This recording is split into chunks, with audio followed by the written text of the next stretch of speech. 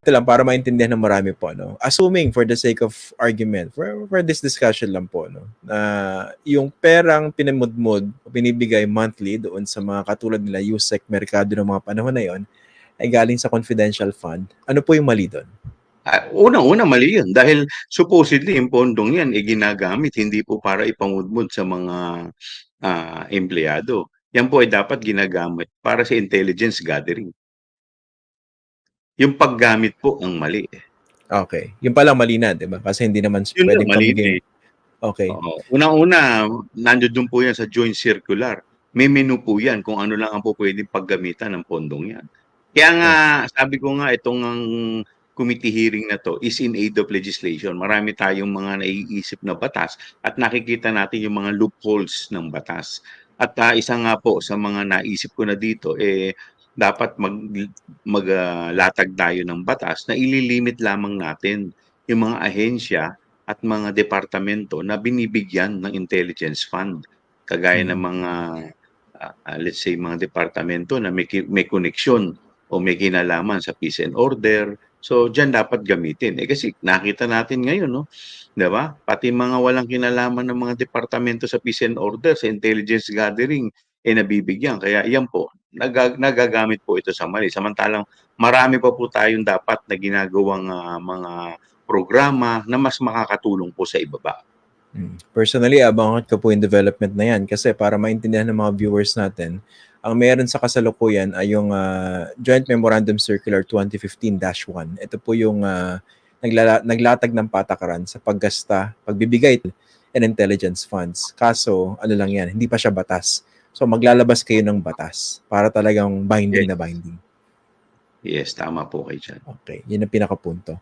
Yun nga po, dun sa natatanggap, sa pagdinig po ninyo, no, tsaka sa pagkakaalam ninyo, ilan pa po bukod kay USEC Mercado yung nakatanggap ng ganito? Yung buwan-buwan may envelope?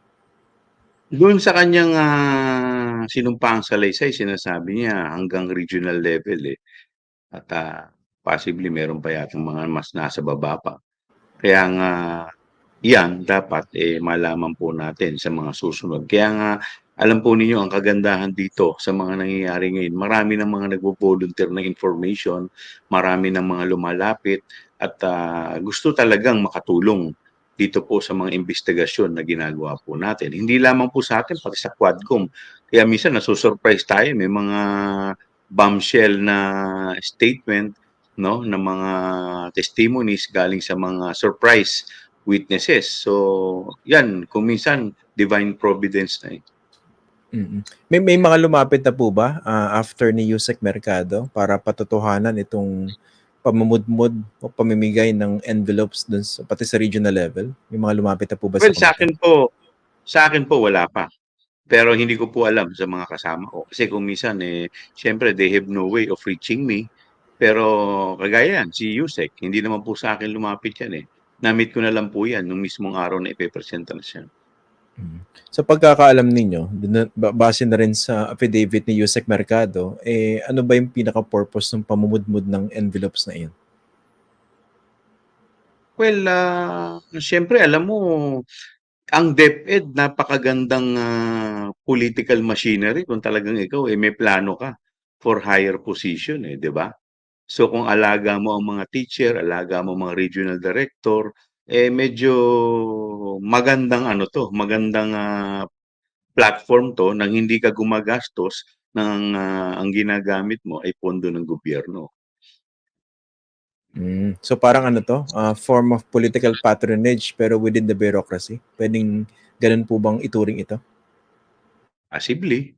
Hindi naman po natin alam kung ano yung tumatakbo sa kanilang isipan. Pero kasi sino ba yung mga nagbabantay pagdating ng eleksyon? Teachers. Di ba, DepEd? Di ba yan ang may hawak? Comelec at saka DepEd. Yan lang naman dalawa ang pinaka-importante dyan, tsaka police Wala bang kunwari, ni-imagine ko lang, no? Thinking out loud. Baka naman isipin ng ibang mga nakatanggap ng panahon ni VP Sara. Ang KJ niyo naman, congressman. Ano mang masama, binibigyan kami ng ng karagdagang siguro pondo. I don't even know how to describe it, no? Hard cash every month. Anong problema ron? Sa akin maganda naman din yan 'di ba? Wala namang problema Kaya lang ang problema nga lang natin, sa maling, yung mali ang pinagkuhaan, 'di ba? Di sana naglabi na lang sila for the increase of, allowance, increase of salary sa mga teacher. And in fact, ang daming nagrereklamo na sana mabigyan sila ng mga increase yung mga teacher, 'di ba? So mas maganda kung gano'n na lang nga ang ginawa, at least mas legitimate kaysa yung sa kukuha tayo sa ibang pondo na hindi naman para diyan talaga. Ang Mm. alam ko, 'di ba, ang justification nila dahil nagga-gather sila ng information sa mga ano, yung mga NPA ba na naghihikayat sa mga bata na, Mm. 'di ba, parang gano'n ang justification nila diyan, eh. So ngayon Mm. lumalabas kung 'yan nga 'no, kung ma-establish nga natin, ay lumalabas na hindi nga gano'n. Mm. Okay. May babasahin ng comment mamaya, no, patungkol po sa inyo. Pero yun nga po, isa ring ano, curiosity on my part, no. Hindi ba 'to nangyayari sa ibang ahensya rin po, no? Kasi maganda naman na tutukan din ito kasi we don't even know, highly suspicious, no, kung nakapagbibigay ng ganyang kalaking pondo sa isang ahensya, baka nangyayari din sa iba. For instance, sa Congress, wala po bang ganyan? Yung tipong nabibigyan ng mga biglaang bonus na hindi alam kung saan nanggagaling yung ilang mga staff? Wala naman kaming mga intelligence fund, eh, tsaka kung meron man dapat yung talagang, allocation for that. Wala namang problema magbigay ka ng, bonus sa mga staff mo as long as tama yung item, 'di ba? Oh, eh, kung hindi naman tama yung item, eh, so saan mo pinanghuhugutan sa iba, 'di ba? So yun nga ang issue dito, eh, kasi pagka ganyan po, mali yung paggamit, eh, talagang mare-red flag ka. Oh, that is Mm. technical malversation. Tsaka pera ng bayan ang pinag-uusapan dito, eh, no? May Yes, may tama may po isang kayo may diyan. isang nagtatanong po rito, no, I hope you don't mind, si Mr. Armando Villegas. Sabi niya, "With all due respect and no offense, Kong, bakit nung nakaharap niyo po si VP Sara, eh, sorry ito yung term niya, no, malamya raw, parang natameme."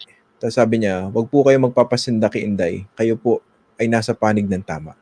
Ayan. Ano po ba ang tugon niyo Hindi diyan? naman po hindi naman po ako natamimi, pero tayo siyempre nagbibigay galang din sa ating Vice President. In fact, nakaharap po siya nung committee hearing sa Committee on Appropriation at ako'y nagtanong.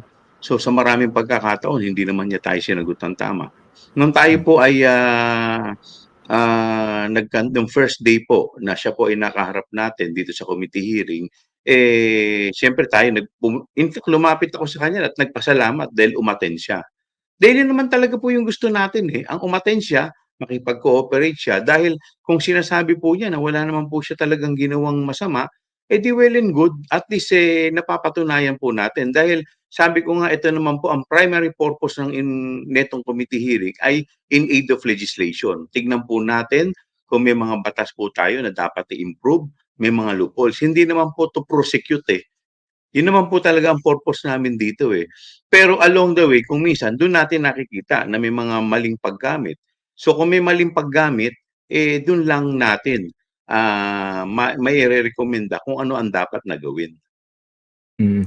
Nga pala, magpapatuloy po ba yung pagdinig ng committee ninyo kahit hindi na nag-a-appear itong si VP Sara? Kasi nag-appear lang siya nung unang hearing ninyo, nagpa-excuse, hindi pa nag-oath, no?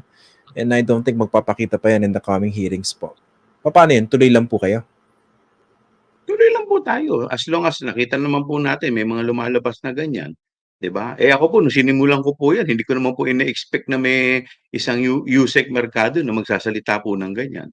So, siyempre nung initial nung tinitingnan natin ang gusto lang naman natin ay makapag-establish tayo ng mga batas na pupuwede nating i-improve. Hindi naman po natin iniisip na meron tayong kakasuhan, meron tayong i-impeach. Dahil to be honest with you, Christian, siyempre nung ibinigay sa'kin 'tong committee 'to, eh, ginagawa lamang po natin yung trabaho natin. But siyempre, si VP Sara bilang pangalawa sa pinakamataas na opisyal sa ating bansa, kailangan i-extend din natin yung kurtesiya.